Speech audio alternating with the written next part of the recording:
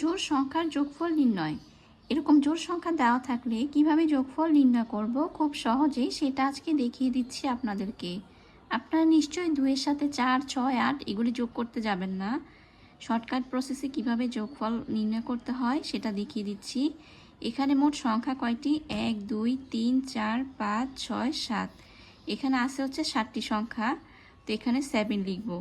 7-এর পরবর্তী সংখ্যা হচ্ছে 8, তো 7 8 কত হয়? 56। এখানে যোগফল হচ্ছে 56।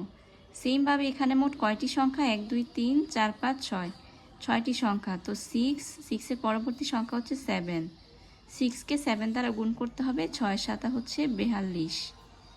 এবার এখানে মোট কয়টা সংখ্যা আছে গণি? 1, 2, 3, 4, 5, 6, 7, 8। এখানে আছে হচ্ছে 8টি সংখ্যা। 8 গুণ 8-এর পরবর্তী সংখ্যা হচ্ছে 9, 8 নং হবে হচ্ছে 72। এখানে যোগফল 72 হবে। এবার এখানে মাত্র 4টি সংখ্যা দেওয়া আছে, 4টি জোড় সংখ্যা, এদের যোগফল কত হবে বের করে আপনারা কমেন্ট বক্সে জানান তো।